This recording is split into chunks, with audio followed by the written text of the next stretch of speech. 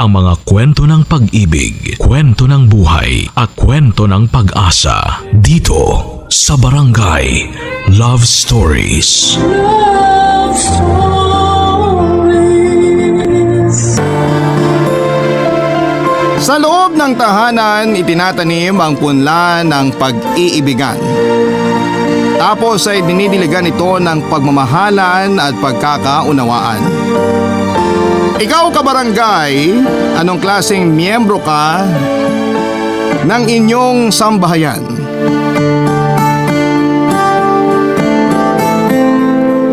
Dear Papa Dudut, isang mapagpalang araw sa inyo at sa mga kabarangay natin na kapwa ko ay super addict din sa programa ninyong Barangay Love Stories.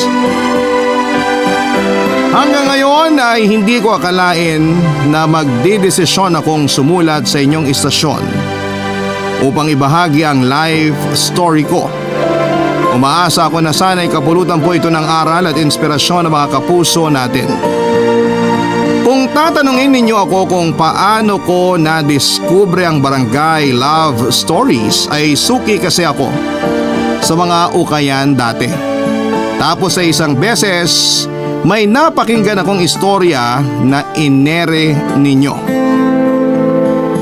Sa sobrang invested ko ay tinagalan ko ang paghahanap ng damit na bibilhin ko para masubaybayan ko po ang inyong kwento. Simula nga noon ay inabangan ko na kayo sa radyo tuwing tanghali at pinakikinggan maging sa online. Pero bago ko po ipagpatuloy ang ibabahagi ko ay magpapakilala muna ako sa inyo. Ako po si Avi, 30 years old at taga Marikina. Nagtatrabaho po ako sa isang private company sa lugar namin, Papa Dudut. Isa po ako sa mga pinaka-paborito kong tema sa mga kwentong ini-air ninyo ay tungkol sa pamilya. Nakaka-relate po kasi ako. Lalo na at malaki po ang kinalaman noon sa nais kong ikwento. Aminado po kasi ako na naging pasaway ako noong kabataan ko. Yung bang tipong lahat ng tao ay naghahangad ng mabuting pamilya na kinalakihan ko. Pero ako yung hindi nakaka-appreciate at iyon po yung bagay na labis kong pinagsisihan. Sabi ko pa sa sarili ko kung maibabalik ko lang ang panahon ay hindi ko na sana ginawa yung mga bagay na nagawa ko na, Papa Dudut.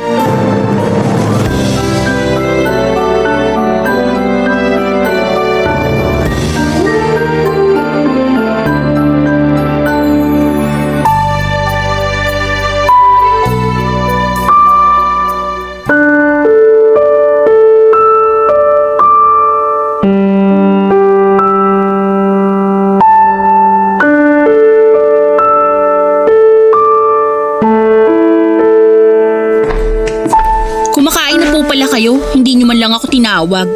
Sorry, Avi. Akala ko tulog ka. Tulog? Nandun lang ako sa kwarto. Kung nandun ka lang sa kwarto, di sana kanina mo pa narinig yung tawag ko sa'yo. Maupo ka na, Avi, tapos kumain ka na rin. Grabe kayo sa akin, ma. Anak nyo rin naman ako ni Papa. Bakit parang feeling ko hindi? Porke mas paborito nyo si Kuya PJ?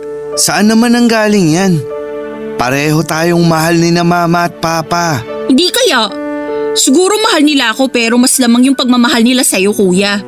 Huwag ka na nga magkunwaring hindi mo yun ramdam. Masyado ka. Avi, kailan mo pa natutunang bastusin kuya mo?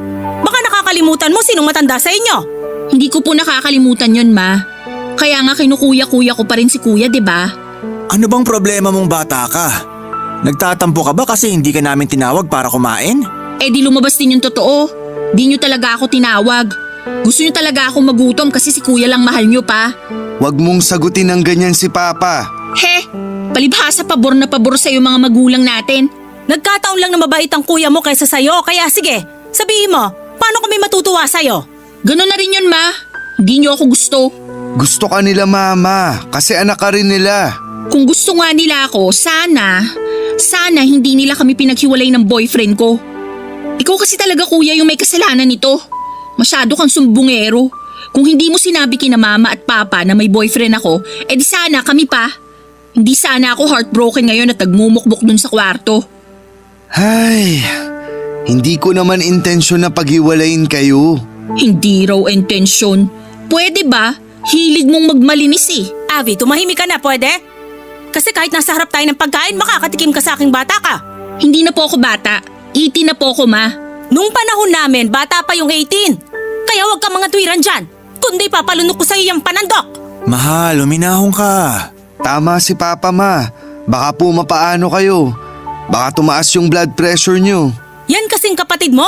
Kala mo kung sino makapagsalita. Hoy, babae ka. Leader ng mga tambay sa kanto sa kabasagulero yung pinagmamalaki mong nobyo.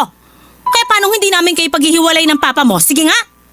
Naturingan ka pa namang nag-aaral pero pipili ka lang ng lalaking makakarelasyon? Yung pa talagang laging napapablatter? Tama ang mama mo. Tsaka bata ka pa para sa pagbo-boyfriend na yan. Pag-aaral mo at tupagin mo, nak. Dami mong mababang grado, baka bumagsak ka. Palibhasa, hindi nyo alam yung inspirasyon sa pag-aaral pag may boyfriend kayo. Kayo kasi… Ano? Sige, tatamaan ka na sa akin. Ma, tama na po. Avi, lalo mo lang dinadagdagan atraso mo kina mama eh. May punto naman sila. Iniisip lang nila kapakanan mo. 18 ka pa lang. Mapupusok yung edad na yan. Paano kung nabuntis ka ng lalaking yun tapos takasan ka? Masyado naman malayong narating mo, kuya. Sinasabi ko lang ang mga posibilidad. Sang-ayon ako sa kuya mo, nak. Kaya makinig ka sa kanya. Buti nga may kuya ka na iniisip ka eh. Yung ibang mga kuya dyan walang pakialam sa mga kapatid nila. Sana kasi nawala na lang ng pakialam sa akin si kuya para hindi niya kami isusumbong sa inyo. Pambihira, Avi. Ikaw na nga tong mali, ikaw pang may ganang gumanyan. Umiikot-ikot pa yung mata mo, ha? Dudukutin ko yan. Magkapatid kami ni Kuya PJ Sena kasi anak siya ni Mama sa best friend nito na maagang namatay dahil sa sakit.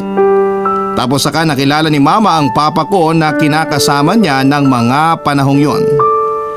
Pakiramdam ko ay paborito ng mga magulang ko si Kuya PJ kasi mabait ito, matalino, hindi bulakbol sa klase at masipag. Kabaliktaran ko siya, Papa Dudut, dahil rebelde ako, pasaway at palasagot kina Mama at Papa. Feeling ko kasi out of place ako sa pamilya namin kahit lagi nilang sinasabi na hindi yon totoo. Lalo na sina Mama at Kuya. Minsan na ring pumasok sa isipan ko na paano kung hindi namatay ang tatay ng kuya ko. E di sana hindi nagkakilala sina Mama at Papa at hindi rin ako pinanganak sa mundo. Mas okay pa yon kaysa maging miyembro ng pamilya nilang tatlo, Papa Dudut. Ewan ko ba, siguro impluwensya na rin ng barkada at social media kaya feeling ko ay kawawa ako ng mga panahong yon. Nagpatuloy pa po ang pagiging suwail kong anak. Tinanim ko sa isipan ko na mas mabuti na lamang na mabuhay ako na hindi kasama ang pamilya ko. Dahil naniniwala ako na sakit nila ako sa ulo. Umabot na rin po sa punto na hindi ko na pinakinggan ang mga sinasabi nila sa akin. Lalo na sina Mama at si Kuya. Bukod doon ay pinabayaan ko na rin ng tuluyan ang pag-aaral ko. Lalo na noong nagkabalikan kami ng boyfriend kong tambay sa kanto at basagulero. Nilihim ko po yun sa mga magulang ko kasi ayaw nilang magkaroon kami ng relasyon. At dahil nag-aaral pa po ako ng time na yon pero nalaman pa rin nila, Papa Dudut. Nagalit sa akin ang husto sina Mama at Papa pero pinagsabihan lamang ako ni Kuya PJ sa mahinahong paraan. Minasama ko pa rin yon kaya isang gabi ay naglayas ako sa bahay namin at tumuloy sa lugar ng boyfriend ko. Doon na nga po may nangyari sa amin. Nagkabaranggayan pa nga kami nung nalaman ni na Mama kung sino ang kasama ko, Papa Dudut. Grabe yung iskandalo at kahihiyang sinapit ko kasi kahit sa harap ni Kapitan, walang preno ang bunganga ni Mama. Noong magkareglohan ay sinermonan pa rin niya ako hanggang makauwi kami sa bahay. Pakiramdam ko ay batang musmos ako ng mga panahong yon samantalang meron naman akong sariling pag-iisip. Dahil nga sa mga nangyari lalong naghigpit sa akin ang mga magulang namin, Papa Dudut. Bantay sarado nila ako kahit hanggang pagpasok sa eskwelahan. Parang gusto ko na lamang tumigil kasi hiyang-hiya pa rin ako sa mga nangyari, Papa Dudut. Lumipas nga ang mga araw, nagkatotoo ang kinakatakutan ko matapos akong hindi datnan.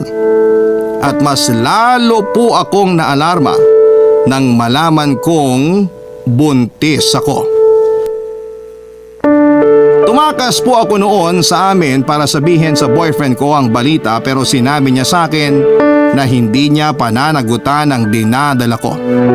Nakipaghiwalay siya sa akin ng araw na yon at pinalayas ako sa kanila matapos niyang sabihin sa akin na ayaw na niyang masangkot sa magulo kong pamilya. Umuwi po akong luhaan, lito at naguguluhan, Papa Dudut. Mga ilang araw ko pong itinago ang pinagbubuntis ko at mas nadagdagan lamang yung frustration ko nang malaman kong umalis na sa barangay namin ang tatay ng anak ko para tuluyan akong takbuhan, Papa Dudut.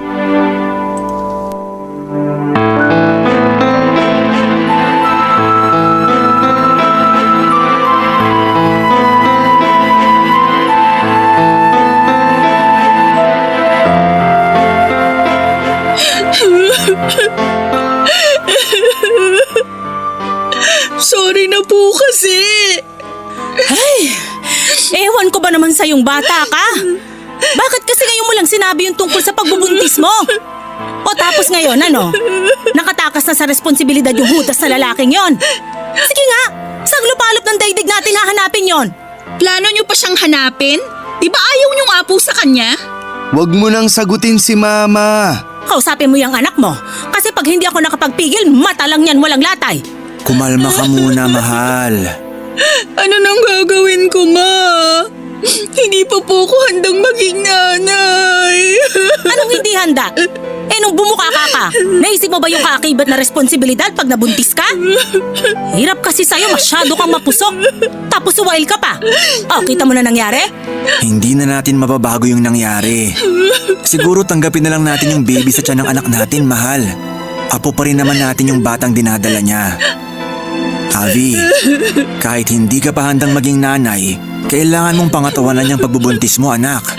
Mas malaking kasalanan sa Diyos kung ipalalaglag mo yan. Hindi mo ipalalaglag ang apo namin, Avi! Kilabutan ka nga! Ma, hindi ko naman po sinabing gagawin ko yun sa baby ko. Ang sa akin lang, natatakot po ako. Hindi ko alam ang gagawin ko kasi... Kaya nandito kami ni na Mama at Papa para alalayan ka, para tulungan ka. Kahit na nagagalit si na Mama, mahal ka nila. Huwag ka nang masyadong mag-alala. Anong mahal? Kulang na lang balatan ako ng buhay ni Mama kanina lang. Kung hindi pa ako umiyak, hindi pa siya hihinahon. Aba malamang! Anong gusto mong gawin ko? Magpa-party matapos malamang nabuntis ka nung damuhong yon? Tapos tinakasan ka lang? Ay napakagaling! Mahal, yung blood pressure mo. Yan kasing anak mo. Hindi ko alam kung kanino nagmana. Napakasutel! Palasagot pa, parang hindi natatakot sa atin. Normal na reaksyon yun. Kasi sinuway mo na naman sina Mama at Papa. Kaya sila nagagalit sa nangyari. Kasi agrabyado ka rito, Avi. Sana imbis na umasal ka ng ganyan, ma-realize mo yung mga mali mo at ayusin mo yung sarili mo. Lalo na ngayon na magkakaanak ka na. Ayan ka na naman eh. Nagmamagaling ka na naman, kuya. Alam ko na sinasabi mo lang yan kasi gusto mong magpabida kina Mama at Papa. Tanong lang ha, tanong lang. Hindi ka ba napapagod maging bida-bida? Namumuro ka na talagang babae ka ha? Wala ka nang takot sa mga binibitiwan mong salita. Ayan, nagagalit na naman kayo sa akin. Hindi niyo talaga ako mahal. Sana talaga sumama na lang ako sa boyfriend kong makipagtanan. Yan ang wag mong gagawin. Kasi baka lalong mapariwara ang buhay mo. Manghuhula ka ba? Hindi naman, di ba? Tumigil ka na, Avi! Hindi mo ba nakikita na nag-aalala lang sa iyong kuya mo? Pati kami ng mama mo rito. Kaya paanong di man lang sumagi ang bagay na yon dyan sa kokote mo? Hindi ka namin pinag-aral para maging bastos. Hindi ka namin pinalaki para magpabuntis sa kung sino-sinong lalaki. Tsaka saan ba galing yung katapangan mong wala sa lugar? Tapos ikaw pa itong may ganang umiyak-iyak dyan. Kasalanan mo naman kung bakit nangyari sa'yo yan. Alam nyo ng kuya mo na bihira lang akong maggalit at magsalita. Pero hindi ko na kayang manahimik ngayon. Kung hindi mo aayusin ang buhay mo, bukas ang pinto! Mag-alsabalutan ka na! Ihahatid pa kita sa sakayan ng tricycle!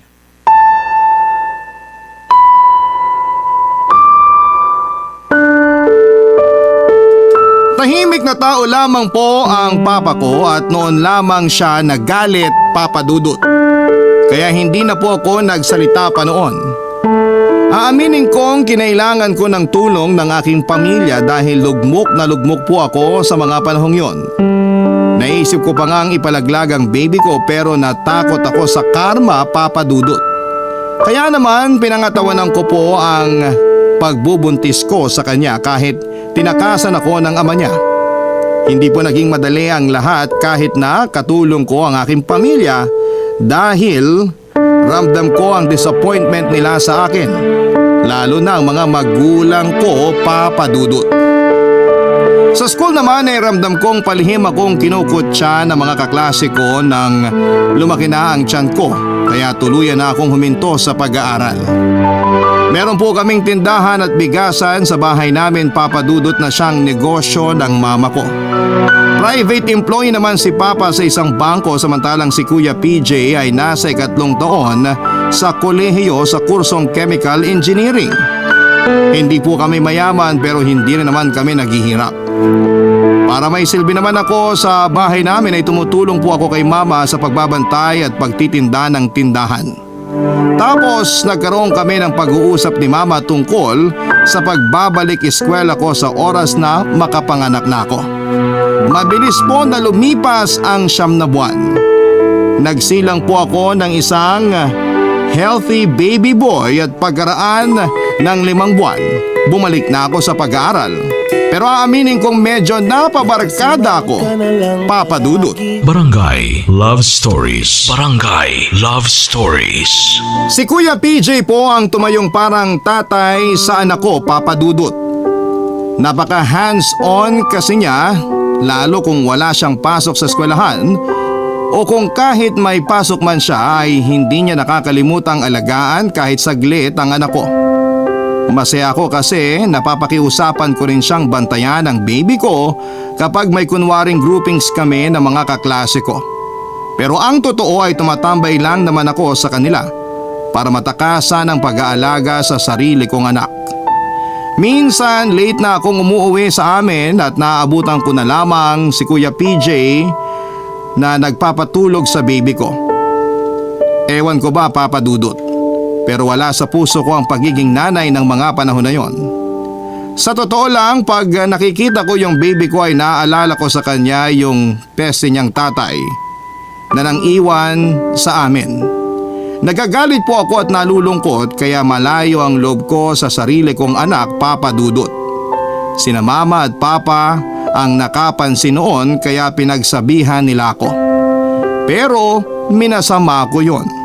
Nagtampo ako sa kanila at nagtanim ng hinanakit. Lalo ko silang hindi pinakinggan, sa halip ay sinunod ko po ang gusto ko. Mas nagbuhay dalaga ako. Kinalimutan ko yung anak ko dahil tiwala naman akong hindi siya pababayaan ng mga magulang at kuya ko. Naisip ko nga na sana si Kuya PJ na lang ang tatay ng baby ko kasi parang anak na talaga ang turing niya sa pamangkin niya. Pero dahil sa ugali niyang yon, lalo siyang minahal ng mga magulang namin, Papa Dudut. Isang gabi, umuwi po ako sa bahay na nakainom at saktong nandun si Kuya PJ. Yung simpleng usapan namin at pag-call out niya sa akin ay nauwi po sa mainit-init na pagtatalo.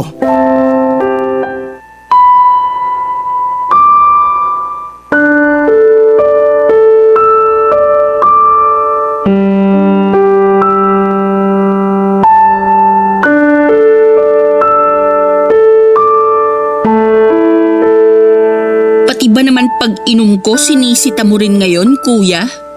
Yung totoo, ikaw talaga tatay ko, no? Anak mo ba ako? Sabihin mo na, matatanggap ko naman. Kung ano-anong pumapasok sa utak mo na hindi na tama, yan na siguro yung epekto ng alak sa'yo. Walang kinalaman yung alak dito, kaya wag kang nambibintang. Masyado kang ano eh. Kung hindi alak ang dahilan kaya ganyan ka magsalita, ibig sabihin, natural na sa'yo maging bastos. Sa bagay, lagi mo nga palang sinasagot sina Mama at Papa, kaya ano pa bang bago dun? O kita mo na? Lumabas din ang tunay na kulay mo? Nagkukunwari ka lang na mabait. na gusto mo ko pati yung anak ko. Pero yung totoo, ayaw mo talaga sa akin. Baka nga gabi-gabi mong pinagdarasal na sana mawala na lang ako rito sa bahay natin para masolo mo yung pagmamahal ng mga magulang natin. Hindi totoo yan. Kung may pinagdadasal man ako, yun na yung magbago ka na. Ay, may anak ka na eh. Pero bakit kung umasta ka pa rin parang katulad ng dati? Yung ano? Yung suwail? Yung bastos? Yung walang modong anak at kapatid? Ang akin lang, akala ko magbabago ka na. Lalo ngayong may baby ka na. Nagbalik ka na nga sa pag-aaral, di ba? Dapat mas magsikap ka para makatapos ka. Hindi yung ganyan. Ano bang alam mo sa pag-aaral ko? Nagsisikap ako para lang sabihin ko sa'yo, no? Nakita ko yung mga class card mo. Puro incomplete at 3. Meron ka pang 5. Yung mga test paper mo, kulelat. Yan ba yung sinasabi mo nagsisikap? Nakita mo na? Paano mo nakita? Pinakialaman mo? Hindi ko naman sinasadya na… Avi, ano ba? Bakit ka nangahampas? Napaka-epal mo kasi, kuya! Ako pa ngayon ang epal? Hanggang kailan mo planong itago yung mga bagsak mong grado? Plano mo na namang magsinungaling kina mama at papa na nag-aaral ka ng mabuti kahit puro ka lang lakwatsa. Tapos ngayon natuto ka ng uminom. Pag nalaman nila yan, pagbalik nila galing probinsya, siguradong magagalit sila sa'yo. Malalaman lang naman nila kung sasabihin mo, di ba? Diyan ka naman magaling eh. Yung magsumbong. Ilang beses mo na akong sinumbong kaya maraming beses na rin ako nalintikan. Ikaw talaga yung kontrabida sa buhay ko. Tapos ang lakas mo lagi kina mama at papa kasi magaling kang magbait-baitan. Alam mo kuya, sana hindi na lang talaga ako pinanganak sa pamilyang to. Sana hindi na lang namatay yung tatay mo para di na rin nagkakilala sina mama at papa. Kasi parang palamuti lang naman ako sa pamilyang to. At ikaw, kumbaga sa Christmas tree, ikaw yung parol dun sa tuktok na laging tampulan ng atensyon kasi kumikinang-kinang. Naiinis ako sa'yo kasi hanggang ngayon, ikaw pa rin yung nakikita ng mga magulang natin. Laging ikaw pa rin yung pinakamagaling, pinakamabait, pinakamatalino. Nasasabi mo lang yan kasi hindi mo nakikita yung pagmamahal at pag-aalala sa'yo ni na mama at papa. Hindi ka ba nagtataka kung bakit ang tiyaga nila sa'yo? Kahit napasaway ka, anak pa rin turing nila sa'yo. Utang na loob ko pa pala ngayon sa kanila yung bagay na yan? Ang gusto lang namin, ayusin mong sarili mo. Lalo ngayon na may anak ka na. Isipin mo lagi yung anak mo. Kahit siya na lang muna, para kahit paano may dahilan ka para magpakatino. Parang nagbago na pala yung isip ko. Dati kasi, mas gusto kong ako yung mawala sa bahay natin. Pero ngayon, parang gusto ko na sana ikaw na lang. Ano? Anong ibig mong sabihin? Seryoso ba yan? Hindi mo alam? Akala ko ba matalino ka? Dean's Lister ka nga, diba? Sana, kuya, mawala ka na lang. Sana, pagising ko bukas, wala ka na sa pamilya natin para gumaan-gaan naman yung buhay ko. Dala ng matinding galit at pagsiselos, nasabi ko po na sana'y mawala na si Kuya PJ. Hindi ko naman po yon sinasadya, Papa Dudut, pero hindi rin po ako nag-sorry sa kanya. Nakita ko po sa reaksyon sa mga mata ni Kuya na nasaktan siya dahil sa mga sinabi ko. Nang gabing yon ay umalis po ako sa bahay namin at nakitulog sa bahay ng kaklase kong babae. Bale, nagpalipas lamang ako ng sama ng loob. Pero alam kong kailangan ko pa rin umuwi sa bahay namin dahil may naiwan akong anak doon. Nakakailang po yung aura sa bahay kinabukasan, Papa Dudut. At ramdam na ramdam ko na hindi masaya ang parents ko sa pag-uugali ko nang dumating na ako. Para kong hindi natuto at daig ko pa yung tumatandang paurong. Ang totoo ay gusto ko pong umalis sa bahay namin at magsimula ng bagong buhay sa malayong lugar. Ayaw ko rin isama ang anak ko kasi hindi naman ako malapit sa kanya. Kinaiinisan ko nga siya, hindi ba? Pero wala pa po akong kakayahan ng mga panahon na yon dahil umaasa pa ako sa mga magulang namin. Alam kong marami sa mga kabarangay natin ang hindi natutuwa sa mga ugaling pinapakita ko. Marahil yung iba sa inyo ay tatawagin pa akong walang utang na loob, pasaway, masama ang ugali at bastos. Hindi ko na po dedepensahan ang sarili ko kasi tama naman kayo. Sa totoo lang ay maging ako ay hindi na rin alam ang gagawin kung paano ko susupilin ang pagiging pasaway ko. Lumipas ang mga buwan, inararaos ko na lamang po ang kursong kinuha ko, Papa Dudut. Wala po akong konkretong plano kung paano makakaalis sa bahay namin, kaya pinagpatuloy ko ang pakikisama sa aking pamilya. Kahit ramdam kong para sa kanila ay napakalaki kong kahihiyan sa pamilya namin, Papa Dudut.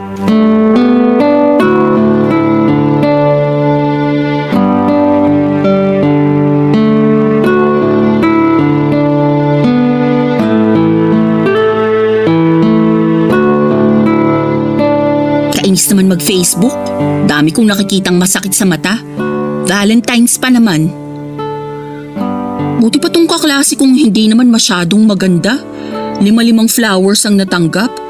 Tapos may mamahaling chocolate pa. Magkano kaya binayad niya sa mga nagbigay sa kanya? Oh, tapos itong bida-bidang class president namin na mukha namang sabitan ng kaldero ang uso. Hindi lang flowers, hindi lang chocolate, may pa-cake pa at banner from her boyfriend. Grabe. Tapos ako, nilibreng bulaklak sa mga batang yagid sa labas ng school namin. Walang nagbigay sa akin. Anak, maganda naman ang mama mo, diba? Sexy pa. Pinipilahan ako dati ng mga manliligaw. Pero ewan ko ba ngayon? Daig ko pa yung nilalangaw. Ay, pating! Sino ba yun? Kitang busy ako magpaka-bitter dito eh. Hi, Avi! Happy Valentine's! Ha? Kailan ka ba naging ganyang kasweet sa akin, kuya? Huwag ka nga. Hindi ako makikipag-away sa'yo ngayon, kaya huwag ka magsimula dyan. Oh, ano ba kasing kailangan mo? Saka, ano ba yung nasa likod ng kamay mo? Pauso ka.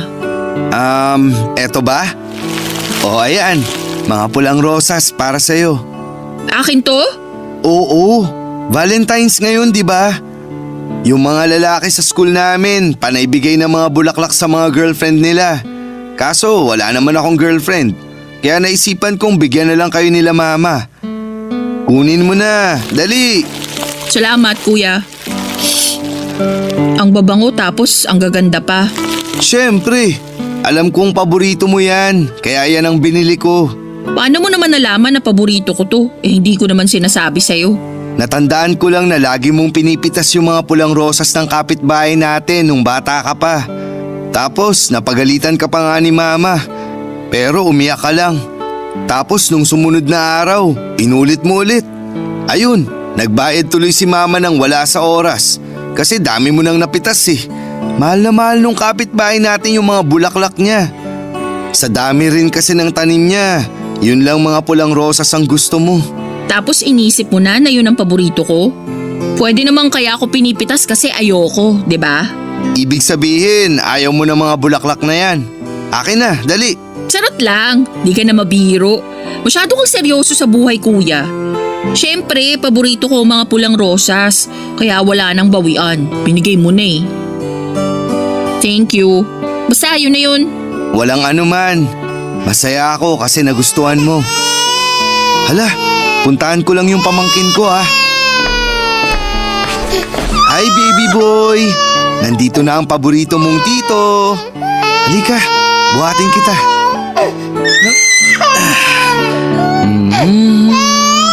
Tahan na, huwag ka nang umiyak. Kantahan na lang kita, gusto mo? Malapit na tuloy ako maniwala na paborito ka niya kaysa sa akin. Dali mo kasi siyang patahanin. Magkasundo lang talaga kami ni baby. Siyempre paborito ka rin niya kasi mama ka niya. Ah, talaga? Kasi nung nakaraan inihian ako sa mukha ng batang yan. Natilamsikan pa mata ko ang hapdi tuloy. Oo, naalala ko nga yan. Akala namin ni na mama na paano ka na. Akala ko may sore eyes ka. Ah, kaya pala todo iwas ka sa akin noon tapos dumiretso ka kaagad sa lababo para maghugas ng kamay. Napaka mo talaga sa akin kahit kailan, kuya. Mabuti na yung nag-iingat. Nag-iingat mo mukha mo. Oh, huwag ka nang magalit. Nakaraan na yun. Di ako galit, naalala ko lang naman. Tapos na-realize ko nakakatawa pala yung nangyari. Pero kasalanan pa rin ng batang yan kung bakit mahapdi at namula yung mata ko nun. Paglaki ng pamangkin ko, ikakwento ko yung ginawa niya sa'yo. Tapos sabay-sabay nating tatawanan yun. Sige, pero pag napikon ako kasi paulit-ulit na lang kayo, mananahimik na kayo ha? Noted, ma'am. Kuya, salamat ulit sa mga rosas ha. Kasi kasi ikaw lang yung nagbigay sa akin ng bulaklak ngayong araw. Kanina pa ako naiirita sa mga kaklase kong post ng mga natanggap nila ngayong Valentine's eh. Tapos sa akin wala man lang nagbigay kahit santan. Huwag kang mag-alala. Kahit hindi Valentine's, makakatanggap ka sa akin ng bulaklak. Wag na, ayos na tong parosas mo. Sinabi ko lang kasi natuwa talaga ako. Na-appreciate ko. Hindi ko po inaasahan na bibigyan ako ng bulaklak ni Kuya PJ noong Valentine's Day kaya aaminin ko pong na-touch ako, Papa Dudut. Totoo po na thankful ako sa kanya at sa naging pag-uusap namin kahit na hindi pa ako masyadong panatag kasama siya ng matagal ng mga panahon na yon. Hindi kasi kami close at puro inis lamang ang nararamdaman ko sa kanya. Doon ko nga po na-realize na mabait talaga at sinserong tao si Kuya. Lalo na sa mga sinasabi niya at kinikilos. Masyado lamang akong nabulag sa selos kaya hindi ko po siya binigyan ng tsansa na mapalapit sa akin bilang kapatid niya.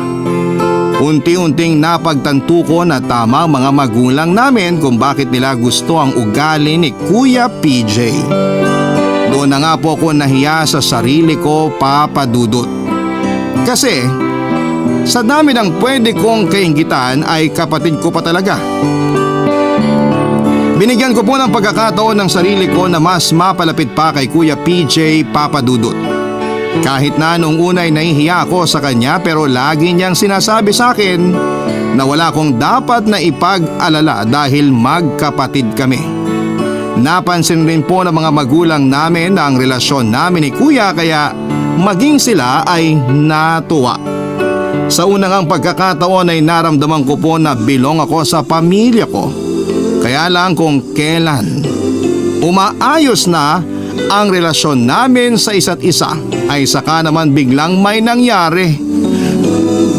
Naaksidente si Kuya PJ noong isang beses na pauwi siya galing sa eskwelahan nila, Papa Dudut. Barangay Love Stories. Barangay Love Stories. Nadisgrasya po ang UV Express na sinasakyan ni Kuya PJ, Papa Dudut. Dahilan para magkaroon siya ng injuries. Kinailangan siyang dalhin sa ospital ng gabing yon. Siya pa rin naman ang tumawag sa amin para sabihin ang nangyari sa kanila at mabilis kaming kinain ng kaba.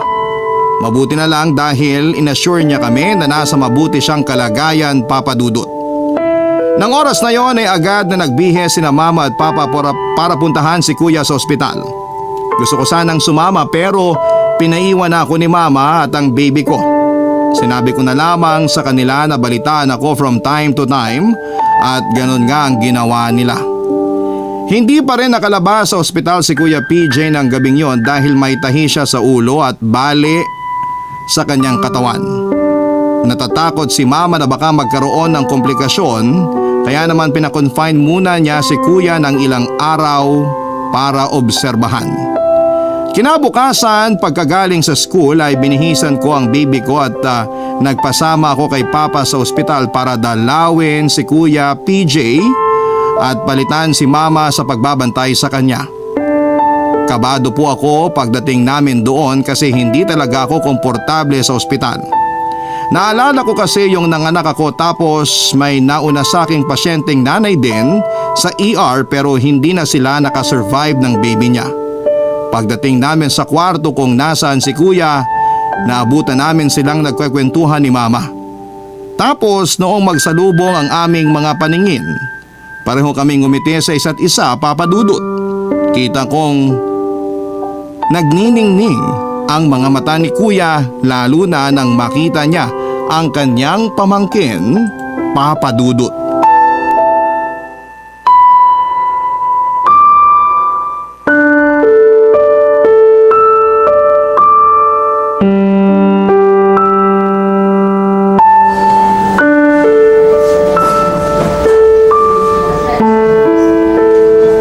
Sure ka bang okay ka na, kuya?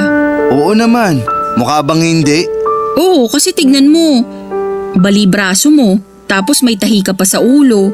Nakakatakot. Ang sakit niyan. Medyo, pero malayo naman to sa bituka. Malayo nga, pero malapit sa ulo. Ay mali, sa ulo na mismo. Huwag mo akong patawanin. Baka bumuka tahi ko, sige ka. Kadiri! Grabe ka naman. Ikaw nga rin, may tahi nung Huwag nanganak. na natin pag-usapan yun, pwede.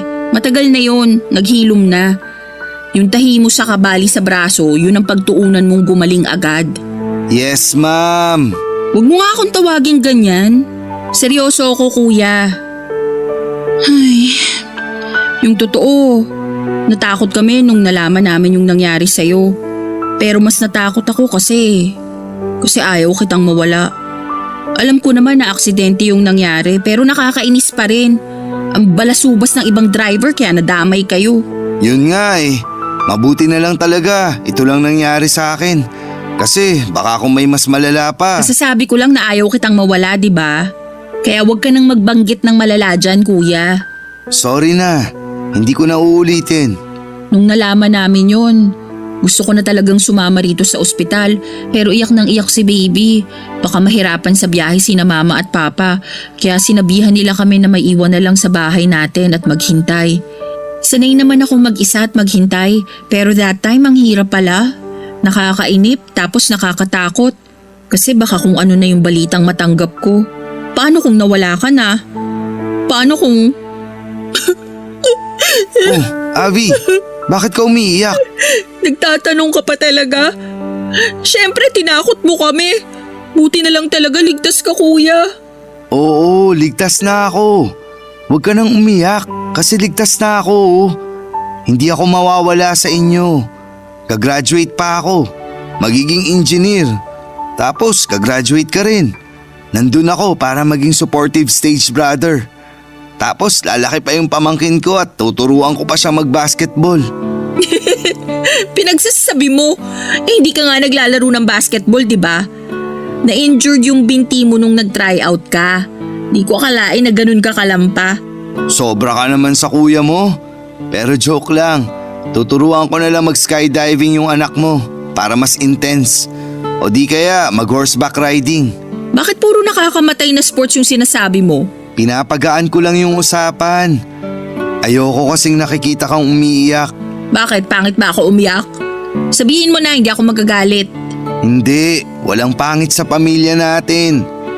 Teka, may naalala pala akong binili ko na ibibigay ko dapat sa'yo kagabi. Ha? Ano yun? Kunin mo dun sa bulsa ng bag ko, dali. Matutuwa ka. Siguraduhin mo lang kasi pinaiyak mo ko. Ano, nakita mo na? Sandali, ito ba yun? Oo, kunin mo dyan sa paper bag. Bookmark?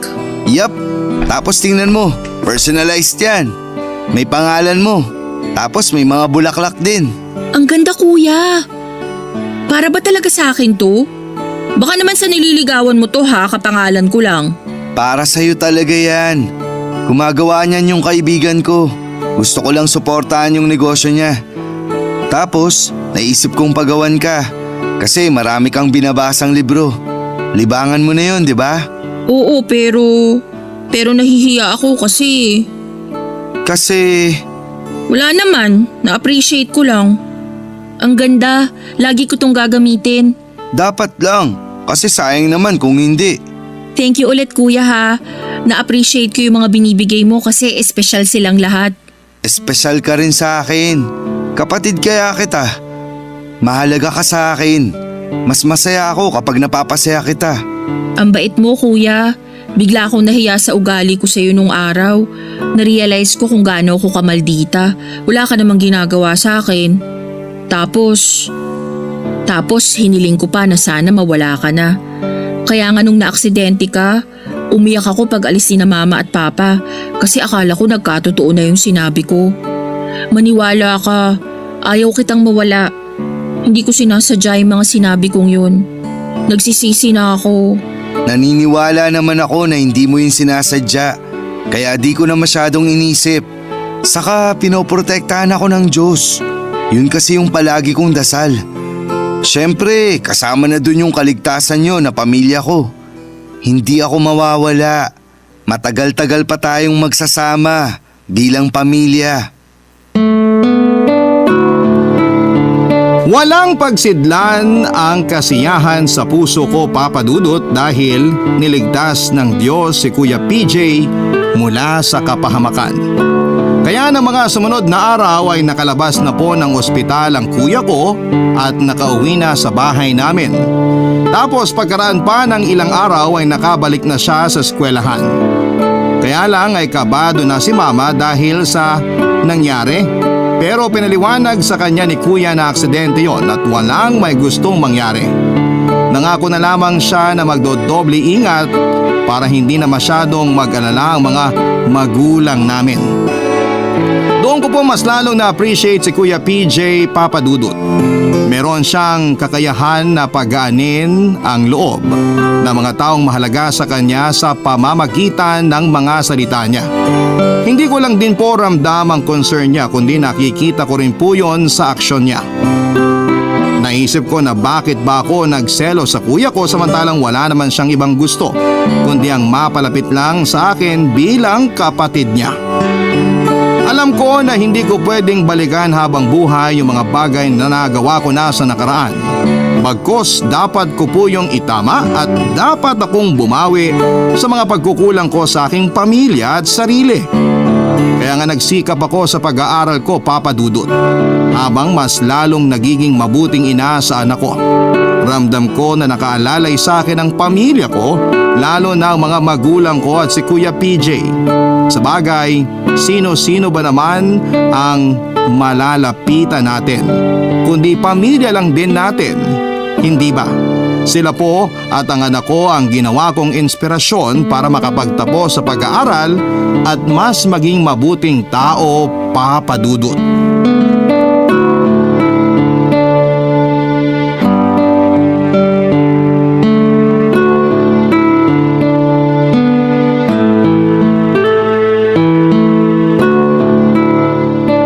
Grabe ma, ang sarap talaga nitong kare-kare na niluto nyo. Siyempre, request mo yan, di ba? Kaya nagluto ako kasi gusto yan ng bunso ko. Naks naman! Paano naman po yung panganay nyo? Tagal ko nang gustong kumain ng tokwat baboy, ma. Sa susunod na lang yung sayo, PJ. Minsan lang naman mag-request yung kapatid mo, kaya pagbigyan mo na. Paano ba yan kuya? Ako na yung paboritong anak. Okay lang.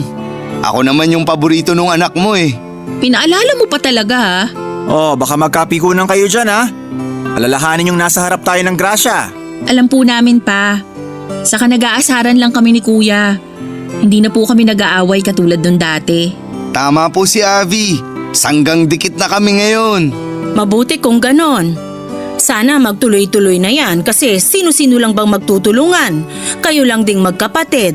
Lalo na kapag nawala na kami ng papa nyo rito sa mundo. Ma, hindi pa po kayo mawawala ni Papa. Matagal pa po kayong mabubuhay. Makikita nyo pang lumaki yung apo nyo. Siyempre di ko naman sinasabi na agad-agad pero ganun talaga.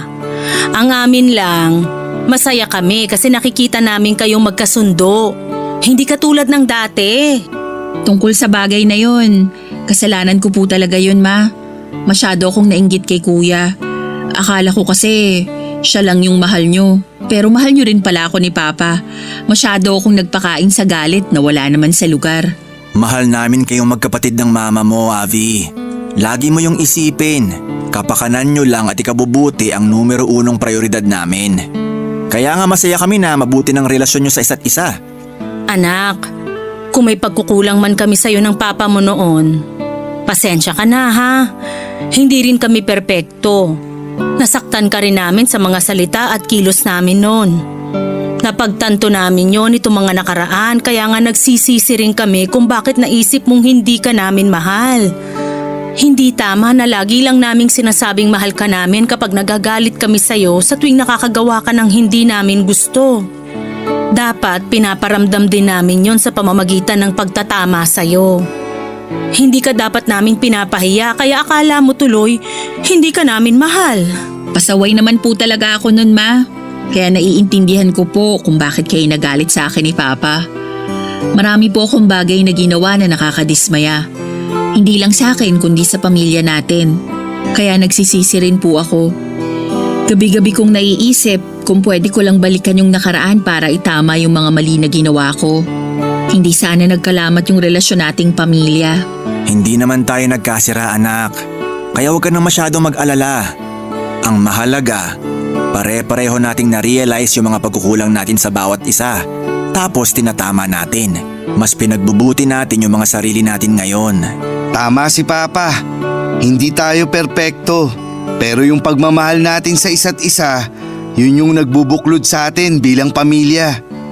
Ay, teka. May ibibigay pala ako sa inyo. Kunin ko lang sa kwarto. Ano kaya yun? Ewan ko dyan sa kuya mo. Daming surprise. Charan! Roses for you, Avi, and sunflower for Mama. Wow! May pabulaklak! Ang ganda! Pero anong okasyon, Kuya? Wala naman. Masaya lang ako. Tapos naisipan kong bigyan kayo ng bulaklak. Sila lang? Paano naman ako? Kasi, Papa... Actually, may binili rin ako para sa inyo ni Papa, Kuya. Kunin ko lang din sa kwarto. Huwag lang kayo maingay masyado ha, baka magising yung anak ko. Ano kaya yun? Excited na ako. Thank you sa pabulaklak, Nak. Ang ganda. Walang anuman, Ma.